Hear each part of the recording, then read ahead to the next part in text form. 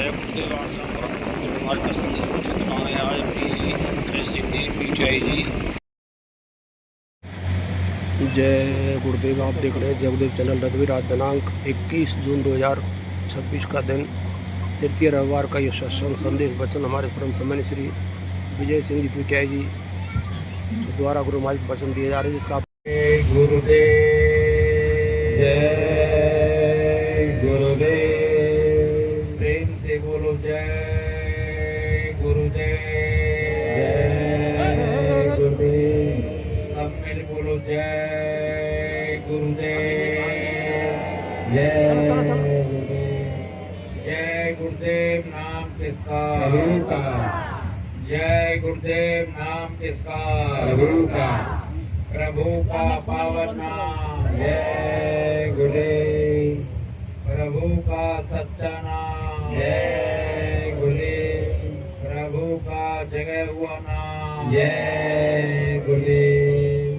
प्रभु का सिद्ध किया हुआ नाम जय गुरुदेव। जय गुरुदेव जय गुरुदेव। परम पूजनीय मेरे जीवनाधार स्वामी महाराज के पावन चरण कमलों में कोट कोट प्रणाम। आप सभी प्रिय भाई बहनों को, माता बुजुर्गों सभी को मेरा सादर जय गुरुदेव।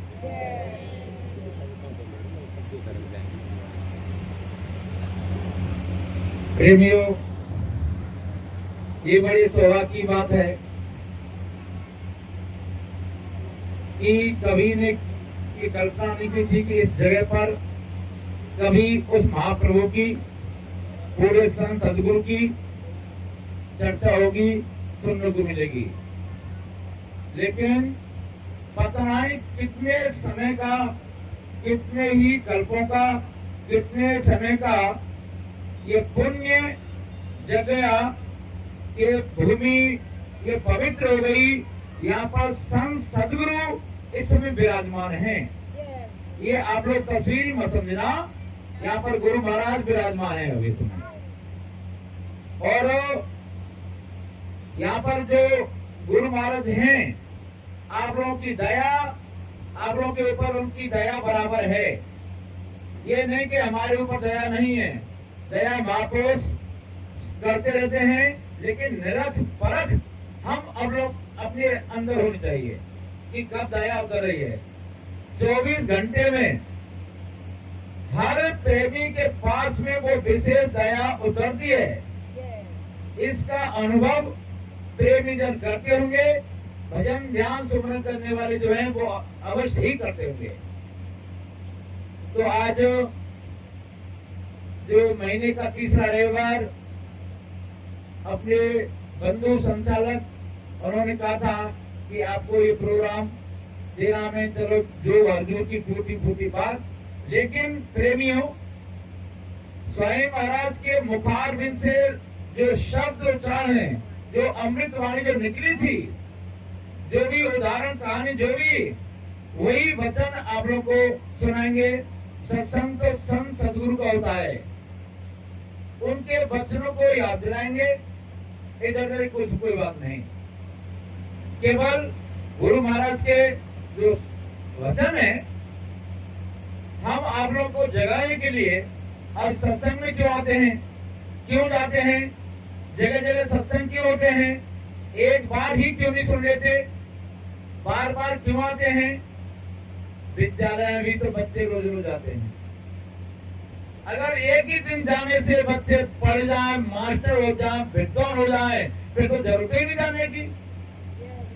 रोज रोज बच्चे जाते हैं, विद्यालय में पढ़ते हैं, और कई साल उनको लगते हैं, तब जाकर के और वो कुछ हो पाते हैं, उस योग्य हो पाते हैं बार बार।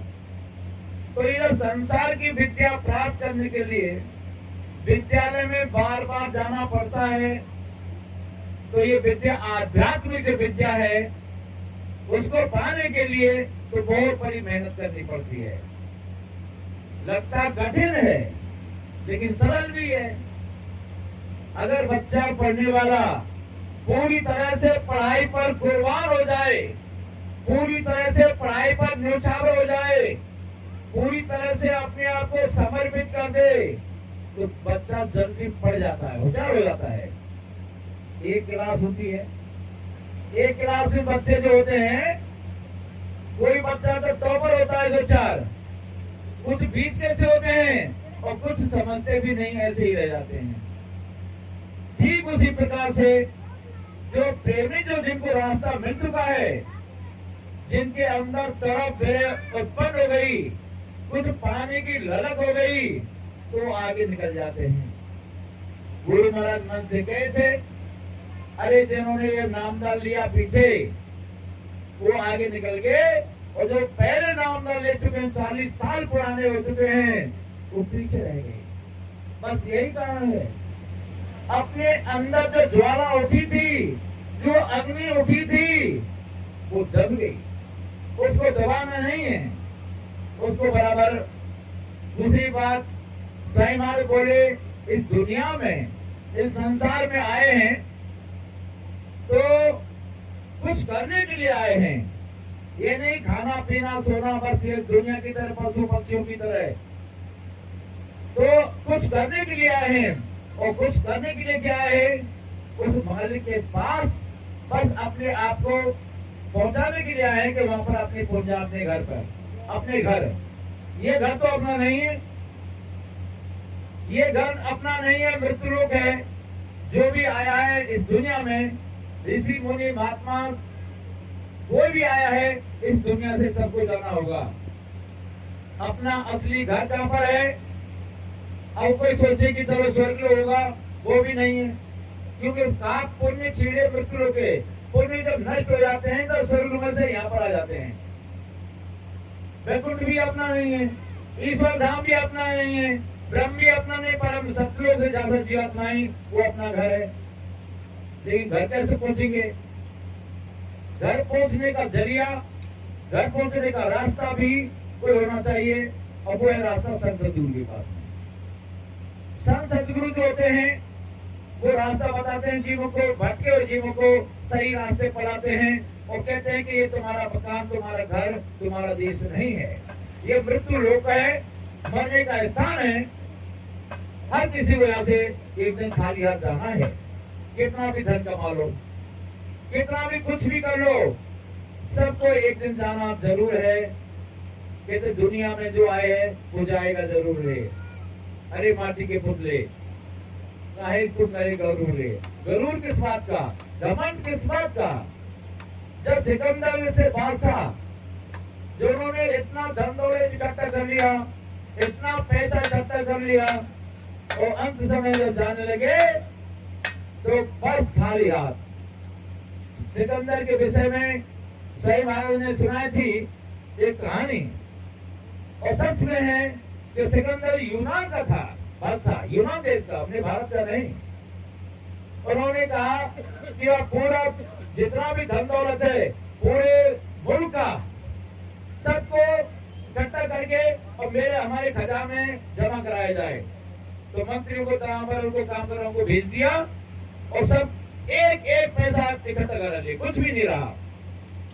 फिर उसने एक परीक्षा ली, पर देखता हूं किसी के पास पैसा तो नहीं रहा है। तो उसने कहा कि जो कोई भी 2 पैसे लेके आएगा, मैं अपनी लड़की की शादी उसके साथ कर दूंगा।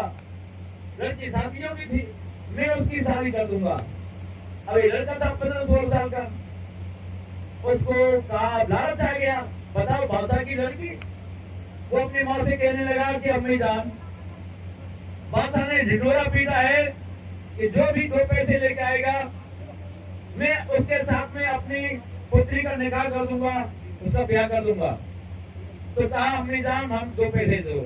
पर बेटा 2 पैसे का 1 पैसा भी नहीं है, सब पैसे जमा करा लिए, पर कुछ भी हो, बचा नहीं गया, रोटी नहीं खाऊंगा, मर जाऊंगा, पर बेटा कुछ भी कर नहीं है, नियमा देना पड़ेगा।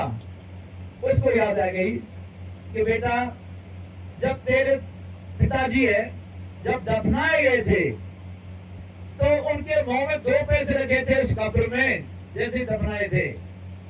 तो हो सकता है उसे मिल जाए तो खुद वाले। तो गया, तो ललक तो थी उसकी, पैसे मिल गए, उछला बहुत, मिल गए पैसे, अब तो शादी करूंगा, निकाह करूंगा लड़की की, उसको लड़की को ब्याह के लाऊंगा। गया दरबार में और कहा कि मुझे 2 पैसे मिल गए, बादशाह अपनी पुत्री का निकाह मेरे साथ करे।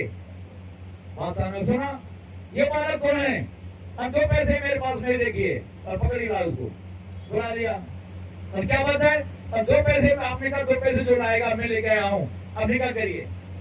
पर ये बता पहले तो ये पैसे मिले कहां से तुझे? तो कहा कि बादशाह साहब सही बताएं, आपने ढिंडोरा पीटा कि 2 पैसे जो लाएगा, तो कहा कि मैं उसके साथ में अपनी पुत्री का निकाह कर दूंगा। तो मैंने मेरी अम्मी जान से कहा कि माँ हमको 2 पैसे दीजिए, तो मना कर दिया उन्होंने, बिल्कुल मना कर दिया। जब मैं जिद पड़ गया तो कहा कि तुम्हारे अब्बा जान जो हैं जब खत्म हुए थे तो उनकी कब्र में उनके मुख में 2 पैसे रखे थे, तो पैसे खोद के निकाला हूं और ये लीजिए।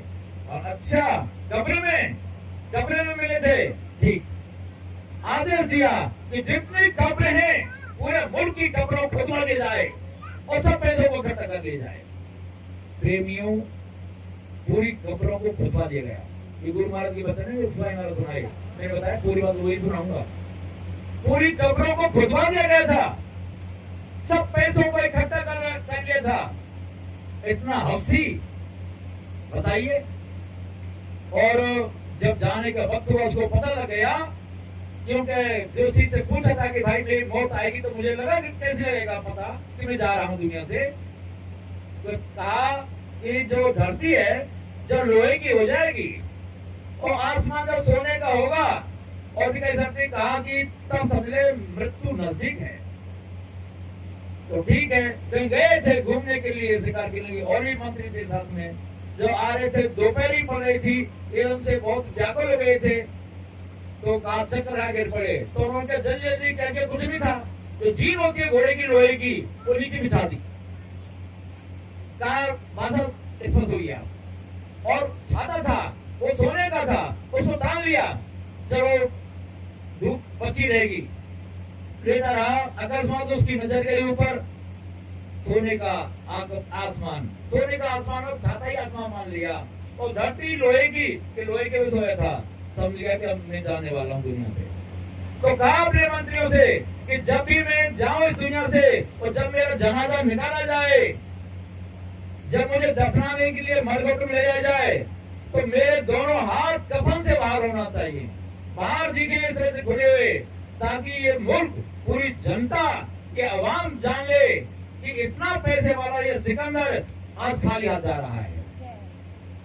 तो बताइए, जब सब कुछ छोड़ के जाना है, और गुरु महाराज कहे ये प्रारब्ध बन चुका है। माता के पेट में जैसे बच्चा आता है, गुरु महाराज के प्रारब्ध लिख दिया जाता है, और अच्छे बुरे कर्मों को भी बस जैसे बच्चा बाहर आता है, अच्छे बुरे कर्म भी गिनने शुरू हो जाते हैं।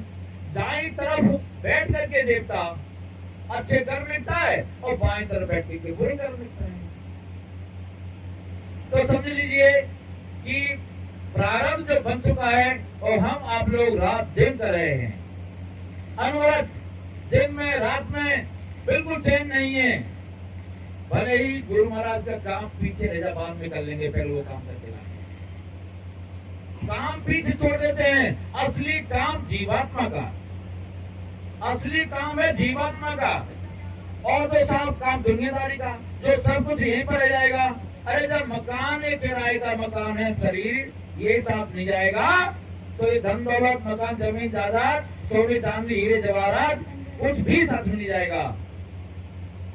तो ये प्रारब्ध है, और प्रारब्ध जो मिला है, जो प्रारब्ध में लिख दिया है, वो अवश्य मिले, तुम कहीं भी चले जाओ।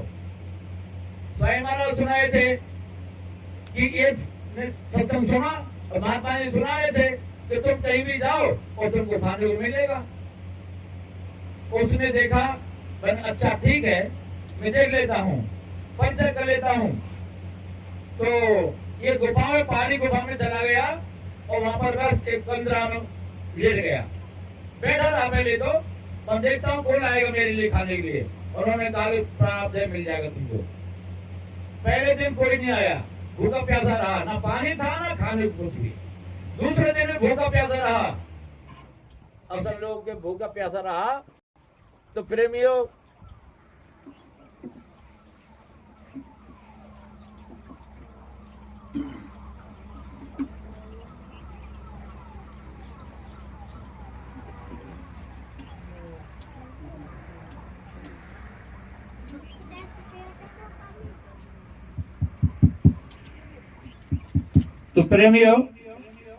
क्या हुआ कि कुछ लोग, 4-5 लोग रास्ते रास्ते जा रहे थे, तो चले जा रहे थे। अब पहले जाते थे तो साथ में पानी लेके चलते, रोटी लेके चलते, खाना पीना लेके चलते थे। अब तो वाहनों से चले जाते हैं, फिर भी साथ में ले जाते हैं, कब जरूरत पड़ जाए। तो चले जा रहे थे तो एक ने कहा कि यार भाई साहब, आप तो इधर चलेंगे, गुफा देखेंगे पहाड़ की तरफ। हे मन, रास्ता तो पलियाद में ही है। बना ना पहाड़ की तरफ है, गुफा के उस पार चलेंगे, वहां पास से। नहीं माना, चल दिए, चलो चलो। पर आप तो गुफा देख लिया अंदर चल के। पर क्या मतलब, गुफा से क्या मतलब, चलो अपने काम करेंगे, पर गुफा देख ले। और जैसे गुफा में वहां पर गए तो आदमी इस तरह से अचेत पड़ा। ध्यान से देखा, पर जिंदा आया, वैसे तो मरा तो नहीं है। जब पेट की तरफ देखा तो पेट बिल्कुल अंदर था। क्या भूखा है यार भाई साहब, और बेहोश हो गया है भूख के कारण, इसको भोजन नहीं मिला है। तो उसके मुंह में जबरदस्त दांती बिछी हुई थी और जबरदस्त बड़ी मुश्किल से रोटी डाली और पानी डाला, और जैसे रोटी और पानी अंदर गया उसकी आंख खुल गई और कहने लगा, बस बस हो गया, विश्वास हो गया कि मिलता है, प्रारब्ध मिलता है कहीं पर भी। तो गुरु महाराज बोले कि कहीं भी तुम जाओ, कहीं भी रहो, थोड़ा भी हाथ हिलाएंगे आप लोगों को मिल जाएगा। कहने तात्पर्य है कि जो गुरु महाराज का जो वचन है, ये दौलत जो है, वो दौलत कमाओ, वो धन कमाओ, उस धन से ही अपना काम बनेगा। जितना कमाएंगे उतनी मजदूरी मिल जाएगी। अच्छा देखिए, हम आप लोग पैसे कमाते हैं और बैंक में रख के आते हैं। बैंक में क्यों रखते हैं? 2 कारण से रखते हैं बैंक में। एक तो ब्याज मिल जाए, दूसरी बात सुरक्षा की दृष्टि से चोर डकैत ना ले जाए, इसलिए रख के आते हैं बैंक में। लेकिन आध्यात्मिक बैंक वो गुरु महाराज के पास में है। स्वामी महाराज कहे कि जितना तुम भजन ध्यान करते हो बच्चों, उसको जमा करके रखता हूं मैं, तुम्हारे पास नहीं छोड़ता। अगर तुम्हारे पास छोड़ दूं तो तुम खर्च कर देंगे, चाहे किसी को आशीर्वाद दे देंगे और चाहे जिसको तुम साथ दे देंगे, बस खर्च हो जाएगी, खत्म मामला। वो कब काम आएगा? कहते हैं कि जब अंत समय होगा उस समय काम आएगा, और जल्दी जाके तो हो सकता है चलने लगे अपने उस स्थान पर। एक चेतावनी मैं बोलूंगा, और एक जो सूरत है, जो जीवात्मा है, ये मन से जो प्रार्थना कर रही है, ये 2 रचना किया हूं। तो 2 रचनाएं अपनी, क्यों विशेषकर मैं गुरु महाराज ऐसे अपनी ही रचना जो खुद लिख करके सुनाता हूं। तो मैं रचना किया तो फिर उनको मैं बता देता हूं। जय गुरुदेव। मानव जीवन तुमको मिला है, कर लो प्रभु से प्यार। प्रभु के भजन बिना जीवन है बेकार। प्रभु के भजन बिना जीवन है बेकार। भगवान के भजन के बिना जीवन पशु की तरह है। पशु में ज्ञान बुद्धि नहीं रहती, सोचने समझने की शक्ति नहीं होती। हम आप लोगों में ज्ञान बुद्धि शक्ति है। कोटिन शुभ कर्मों से मानव देही मिली। कोटिन शुभ कर्मों से मानव देह मिली। क्यों शुभ अवसर खोते सुंदर कली खिली। शत्रु रक्षा करे तुम्हारी, पड़े नयम की मार।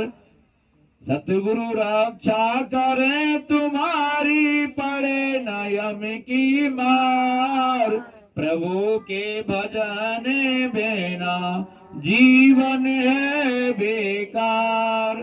करोड़ों ही जन्मों के शुभ कर्म जब इकट्ठे होते हैं और तभी जाकर के तन शरीर मिलता है मनुष्य का। 84 लाख योनि भोग करके और तब जाकर के मनुष्य शरीर मिलता है। तब कहीं जाकर के अच्छे कहते हैं कि सदगुरु मिलते हैं।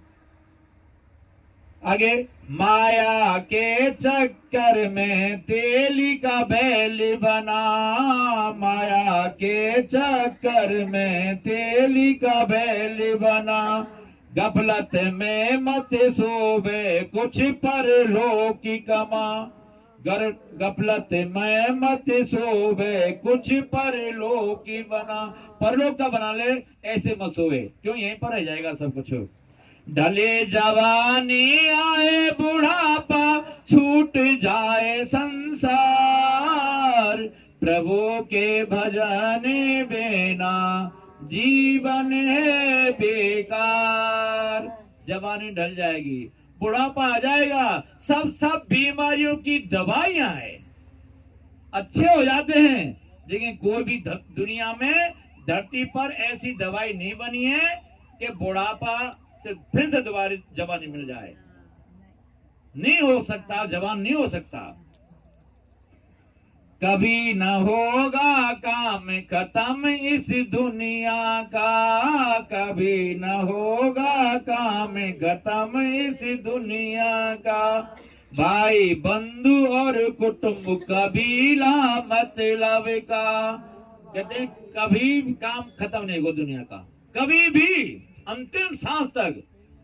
यही अरे चोरी चोरी रखवाली कर ले, उनको रखवाली करने की सोचेगा बुढ़ा हो जाएगा, चलो उनकी घर की रखवाली कर लूं।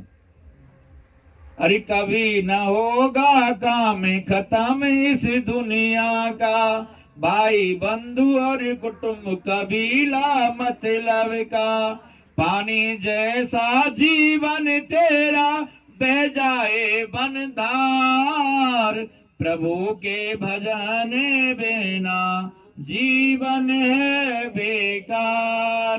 अंतिम कड़ी, सतगुरु ले तू खोज पार भव कर देंगे। सतगुरु खोज करेंगे, कोई भव से पार करेंगे, कोई भी नहीं कर सकता दुनिया में, धरती पर। सतगुरु ले तू खोज पार भव कर देंगे, जन्म मरण का चक्कर तेरा हर लेंगे। बार बार जन्मना मरना, बार बार जन्मना मरना सबसे अधिक तकलीफ होती है। कहते हैं जन्मत मरत दूसरे तक कोई, जन्मते और मरते समय इतना दुख होता है, अगर बिच्छू काट जाए कितना दर्द हो, 3 दिन तक रुलाता है। अगर 1000 बिच्छू एक बार में डंक मार दें, 1000 बिच्छू, तो कितना दर्द होगा, उससे भी लाखों गुना दर्द गुरु महाराज बोले थे। कहते जन्मते समय मरते समय होता है, लेकिन मरने वाला और जन्मने वाला कह नहीं सकता, केवल रोता है। सतगुरु ले तू खोज पारी भव कर देंगे, जन्म मरण का चक्कर तेरा हर लेंगे। निज घर पहुंचे अपने प्यारे, निज घर पहुंचे अपने प्यारे, फिर ना पड़े जम मार। प्रभु के भजन बिना जीवन है बेकार। यम की मार पड़ती है जबरदस्त, बहुत जबरदस्त। अगर अपना लिया सदगुरु को तो फिर के मार कभी नहीं पड़ेगी। एक चेतावनी गुरु महाराज से रचना की है, ये रचना है अभी की, ज्यादा दिन नहीं है। सूरज की विनती मन से। जय गुरुदेव। बार बार में तुम समझा रही, सुन लो मनुआ बात। मनुआ कहते हैं मन को। बार बार में तुम समझा रही, सुन लो मनुआ बात। गुरु की नगरी आओ, चलो हमारे साथ। प्रभु की नगरी आओ, चलो हमारे साथ, ऐसा समय दोबारा फिर नहीं आएगा। ये मनुष्य को दोबारा नहीं मिलेगा। ऐसा समय दोबारा फिर नहीं आएगा। माँ ने कहा तू मेरा फिर पछताएगा। ढले जवानी आए बुढ़ापा छूट जाए संसार, गुरु की नगरी आओ चलो हमारे साथ। लख 84 योन में फेरे खाए थे, लख 84 योन में फेरे खाए थे। तेरे चक्कर में दुखी बहुत के पाए थे। मन के चक्कर में, जीवात्मा तो कुछ भी नहीं है, मन के चक्कर में दुख पा रहे हैं हम। जो भी तकलीफ पा रहे हैं केवल मन का ही चक्कर है, बस और कुछ नहीं है। अरे तेरे चक्कर में दुखी बहुत की पाए थे। अब तो चेत समझ ले मन तू, फिर ना बहे भवधार, गुरु की नगरी आओ चलो हमारे साथ। सतगुरु जय गुरुदेव तुझे समझाए रहे। कौन समझा रहे? कौन समझा रहे? सतगुरु जय गुरुदेव। सतगुरु जय गुरुदेव तुझे समझाए रहे। नाम जहाज वो तेरे ढंग तो ला रहे। रोजी का मरना जीना गुरु सिखलाए रहे। जन्म मरण का चक्कर छूटे, फिर ना पड़े जम मार, गुरु की नगरी आओ चलो हमारे साथ। बारी बार में तुम्हें समझा रही, सुन लो मनुआ बात, गुरु की नगरी आओ चलो हमारे साथ। तो ये बार बार विनती जीवात्मा ने मन से की है, मन को समझा रही है। गुरु महाराज बोले जब तुम भजन ध्यान में बैठो तो इसको मन को समझा के रखो कि भैया हमारा साथ दे दो। विनती प्रार्थना है आपसे, भैया मन साथ दे दो। कुछ मान जाएगा कि तुमको ऐसा खिलाएंगे ऐसा घुमाएंगे, मन साथ दे दो एक बार। लेकिन अगर साथ दे दिया थोड़ी देर तो काम बन जाएगा। तो कहते हैं कि मन की जो गति है लाखों करोड़ों अरबों किलोमीटर एक सेकंड में भागता है। जो ये मन है ये घोड़ा है, और ऐसे में ऐसा घोड़ा नहीं है, इसकी दौड़ बहुत तेज है। तो उस दौड़ के विषय में संत सद्गुरु जो महात्मा हैं उन्होंने बताया है कि इसके नरक परख करके और रखनी चाहिए। आज कुछ पॉइंट बाय पॉइंट आप लोगों को मैं समझाऊंगा। स्वामी महाराज बोले कि बच्चों जो एक का हो जाता है, ध्यान से सुनना, जो एक का हो जाता है, अब समझ लिए कि जब एक का, कौन एक का हो जाता है? एक संत सतगुरु जो होते हैं केवल उनका हो गया, उनके लिए समर्पित हो गया। हम तो आप ही के हैं कि हम कुछ नहीं जानते, कुछ भी नहीं जानते, तो आप ही हमारे जो भी है माता पिता गुरु जो भी है कर्ता धर्ता आप ही है, हमारे रक्षक रखवाले। जो समर्पित हो गया उस पर हम हर समय उसके ऊपर सिर पर हाथ सदगुरु का रहता है, हर समय सिर पर सदगुरु का हाथ रहता है। तो समझ लीजिए। और जो सबको समेट कर चलेंगे, बहुत हैं प्रेमियों, नामदान ले रखा है और कहा भजन भी करते हैं। गुरु महाराज कहा कि जब भजन जब करते हो तो एक होना चाहिए और एक को याद करके ही तब शुरू करना चाहिए अपना भजन ध्यान। और लेकिन तुम्हारे अंदर तमाम देवी देवता हैं, हर तरह के और भी हैं, तो काल के जो होते हैं बनाए हुए वो तुम्हारे अंदर घर कर चुके हैं, उनको तुम मानते हो, तो फिर कहा भजन नहीं कर सकते। एक है साधे सब सदे, और सब साधे सब जाए, और जो कहीं सेवे मूल को फूले फले गाए। कहते हैं एक की साधना करेंगे, सदगुरु की साधना करेंगे, सदगुरु के बताए रास्ते पर चलेंगे तो सब काम बन जाएंगे, और उनके रास्ते पर नहीं चले और दुनियादार के काम पर देवी देवता है, हनुमान है, राम है, कृष्ण है, भूमि है, पठान क्या क्या है, कोई मंदिर में जा रहे, कहीं जा रहे हैं। अरे इस मंदिर में देखो जिसमें घंटा घड़ियाल गुरु महाराज कहते हैं सब बज रहे हैं, उसको संभालो। और तुम उधर चलेंगे उधर घूमेंगे तो कुछ भी हाथ पड़ने वाला नहीं है, कुछ भी। तो प्रेमियों, गुरु महाराज जो बताए थे कि ऐसे ऐसे वो हैं, चलो ठीक है, लक्ष्मी की पूजा भी कर लो भाई, ये धन की देवी है। सरस्वती की पूजा कर लो, ये विद्या की देवी है। शक्ति की उसकी पूजा कर लो साहब, ये शक्ति ताकत देती है। लेकिन जब सब कुछ है, समुद्र जो है उनकी पूजा करो। नदी की पूजा करने से कुछ नहीं होगा, समुद्र की पूजा करने से होगा। प्रेमियों, कहते हैं कि जिसने सदगुरु की पूजा कर ली, किसी की पूजा करने की जरूरत नहीं है। दुख क्यों पा रहे हैं, दुख क्यों उठा रहे हैं कि सबकी ओर देख रहे हैं कि तुम भी आ जाओ, तुम भी आ जाओ, तुमको भी पूज लो और तुमको भी पूज लो। ये नहीं, ये संसार है। संसार तो एक कहेगा, अरे अब तो यार तो मंदिर में नहीं जाता भले आदमी, पता नहीं पहले तो जाता था मंदिर में यार, अब तो मंदिर में नहीं जाता, मंदिर छोड़ दिया। उसको क्या पता कि इस मंदिर में सब कुछ मिल रहा है, यही मंदिर है। क्या मंदिर में नहीं जाता भाई? अब तो पहले तो तू हनुमान की पूजा करता था, शिव जी को भी जल चढ़ाता था जाकर के। तांबर तेरी पत्नी है, व्रत उपवास रखती, करवा चौथ के व्रत रखती। बन क्यों रखती करवा चौथ के? भाई पति की उम्र बढ़ जाए तो ऐसे उम्र बढ़ती बढ़ती तो फिर सैकड़ों से ऊपर पहुंच जाए, फिर से सब थे। और दूसरी बात, पति की उम्र बढ़ जाए, दिखावली का अच्छा पहनने के लिए बढ़िया बड़े कपड़े मिल जाएंगे, उस दिन खाना मिल जाएगा, और भले रोज न लड़े पत्नी से, पति से, अपने से उल्टा सीधे बोले। तो कहा कि करवा चौथ का व्रत भी छोड़ दिया, अब तो कुछ भी नहीं करती। और वो पहले तो वो जल चढ़ाती थी ना करके, और कभी ये काम करती थी, अब तो कुछ भी नहीं करती है। ये पत्नी यार, और तू भी जाना छोड़ दिया।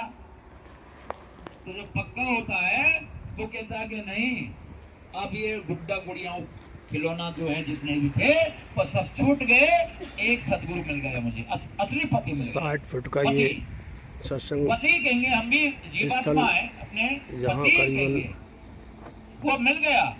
3 इंच बराबर खसा कुछ भरा हुआ है। फिर कोई जरूरत नहीं रहती। तो आप दुनिया में देख रहे हैं कुछ भी जय गुरुदेव कहे, चैनल लदवई भरतपुर दुनिया का राजस्थान से किसी का संचालित। भाव नहीं पकड़ा जाता है, उल्टा आज सीधा दिनांक बोलती है। 21 जून 2026 स्वामी का महाराज दिन, सुनाए थे, तृतीय रविवार का ये सत्संग ये घोड़ी थी, हमारे परम सम्मानित घोड़ी पे विजय बैठे सिंह चले जा रहे जी थे। तो कहा कि चलो, द्वारा गुरु महाराज के प्रसन्न संदेश साहब तो संदेश मिला हुआ है। और कहा आप कि देख रहे हैं पहला भाग। ऐसा करते हैं कि पिताजी आप चलो बैठ के, और मैं चलूंगा ऐसे ही, क्यों बच्चा देने वाली घोड़ी, कुछ समय बाद बच्चा होने वाला उसका। तो जैसे ही किसी गांव में प्रवेश किए, घुसे, तो कहा गांव वालों ने, ओ बंदे को बुढ़िया शर्म ना आवे, खुद घोड़ी बैठा है बेचारा, बच्चा जो है वो पैदल चल रहा है, देखो बड़ी शर्म लगी उसको। गांव निकल गया, कहा बेटा तू घोड़ी बैठ, तो कहा मैं चलूं पैदल। और ठीक है, चले दूसरे गांव मिला, तो दूसरे गांव वाले ने कहा वो देखो इसको शर्म नहीं आती, बिल्कुल इसको खुद तो साढ़ा ऊपर पे घोड़ी बैठा है और बेचारा बुढ़ा पैदल चल रहा है, देखो है क्या बताई जाए। उतर गया, गांव निकल गया, उतर गया। तो कहा ऐसे करते हैं पिताजी के बाद, हाँ मत, दोनों जने घोड़ी बैठ के चलते हैं। दोनों जने चले घोड़ी बैठ करके। तीसरा गांव मिला, तो उन्होंने कहा ओ बता देखो कैसा कलयुग है, पानी घोड़ी बच्चा देने वाली है, 2-2 साढ़ इस पर लगे हैं, मुटारी है, और घोड़ी बताओ इससे भजन ही मरी जा रही है, बिल्कुल दया खत्म हो गई इनके, दया नहीं है इनके अंदर। बड़ी शर्म लगी उनको, उतर गए दोनों, गांव पार हो गया। पर ऐसा करते हैं पैदल चलते हैं और घोड़ी ऐसे चलेगी आगे मन, ठीक है। चौथा गांव आया, दोनों संग पैदल पैदल जा रहे, घोड़ी चली जा रही। गांव वाले जैसे अंदर गए तो गांव वाले हंसी हंसी कर दो, वो बांध देखो कैसे बेवकूफ है, आज भी बेवकूफ है, कमी नहीं है बेवकूफों की, वाहन संग में और फिर भी बैठ नहीं रहे। अब बताइए क्या करें, क्या करें? बैठे तो आफत और नहीं बैठे तो ऐसी दुनिया है, संसार है।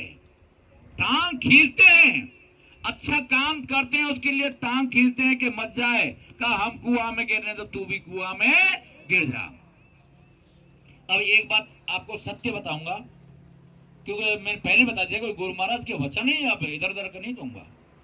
प्रेमियों, जितनी भी ये मूर्तियां बनती हैं कैलेंडरों की, जैसे बहुत से दीपावली पे खरीद के लाते हैं, हनुमान की, राम की, कृष्ण की, शिव जी की, लक्ष्मी की, पार्वती, जो भी जितनी भी मूर्तियां बनती हैं, अब ये फोटो किसके हैं? भाई राम के समय पर कोई फोटोग्राफर तो था नहीं, न कृष्ण के समय पर फोटोग्राफर था कि फोटो खींच लिया हो, ये तो बाद में बने। अब तो बड़े बड़े जो एक्टर हैं बम्बई में, उनकी ये तस्वीर है। और किस तरह से, सुनो, स्वामी महाराज काफिला गया हुआ था, स्वामी महाराज बम्बई की तरफ गए थे, तो अकेले तो जाते नहीं, स्वामी प्रेमी और संग में जाते हैं। उसी समय जो रामायण का जो धारावाहिक चलाते हैं, रामानंद जी, उनका रामानंद सागर, उनका बस प्रसारण होने वाला था, तो शुरू करने वाले थे, तो उन्होंने कहा कि महाराज जी, गुरु महाराज को कहा कि आप हमारे यहाँ पर अपने चरण कमलों रखें, पधारें, उद्घाटन है। गुरु महाराज से विनती प्रार्थना की, स्वामी महाराज ठीक है आएंगे, चले गए। स्वामी महाराज बैठे, अब एक एक कलाकार को स्वामी महाराज के सामने वो लेके आए, कहा महाराज जी ये राम का काम करते हैं। गुरु महाराज देखे उसकी चेहरे की तरफ, तो संत सदगुरु तो तुरंत पहचान लेता, अंतर्यामी होते हैं। लक्ष्मण, ये महाराज जी लक्ष्मण काम करते हैं, ये शिव जी काम करते हैं, ये हनुमान काम करते हैं, ये सीता काम करती हैं, ये और काम करते हैं सबको। तो स्वामी महाराज वचन बोले प्रेमियों कि अरे शाकाहारी तो रखते, बताइए, अरे शाकाहारी तो रखते, तो तात्पर्य मांसाहारी थे। और उन मांसाहारियों शराबियों के फोटो और खिंच करके उन कैलेंडरों में छपते हैं, बम बम बम कर दिया इस तरह से, और शिव जी का फोटो खिंच गया, छप गया, और उन्हीं की लक्ष्मी उनकी, और वहां पर पूजा करते हैं। अब बताइए, आप सोचिए, अगर कोई पिता ही क्यों नहीं हो, भले ही शराब पी के आ रहा हो, इस तरह से मांस खाने वाला शराब पी के आ रहा हो, तो क्या उसके पैर छूने चाहिए क्या? आप बताइए, पैर छुएंगे निश्चित 100% पाप लगेगा, 100% कर्म लगेगा। इसलिए कहा कि इन देवी देवताओं को तो 100 को दूर बिल्कुल घर में प्रवेश ही ना होने दिए जाए। ये सब क्या है कि ये भटकाने वाले हैं, संत सदगुरु के रास्ते से दूर हटाने वाले हैं, और कोई बात नहीं है। तो जब ऐसा है कि ये पुण्य नहीं मिलेगा और पाप लगेगा इनके पैर छूने से, तो फिर बिल्कुल दूर रहना चाहिए। पैर छुओ, बार बार छुओ, हजार बार छुओ, संत सतगुरु के पैर छुओ, और सूरत से छुओ, अंतर से छुओ, कहते हैं उनको स्मरण कीजिए, बार बार उनके चरणों को ध्यान में लाइए, तो काम चलेगा। प्रेमियों, ये बहुत बड़ी बात है कि हम आप लोगों को जो शरीर मिल गया, ये कम बात नहीं है। और ऐसे जो सांसों की पूंजी है, और पूंजी तो क्या है कि चलो मिल जाएगी, खो गई, पैसे मिल जाएंगे दोबारा। विद्या ऐसी चीज है, जितना खर्च करे वो मिल जाएगी, लेकिन सांस एक बार निकल गई तो दोबारा लौट करके नहीं है।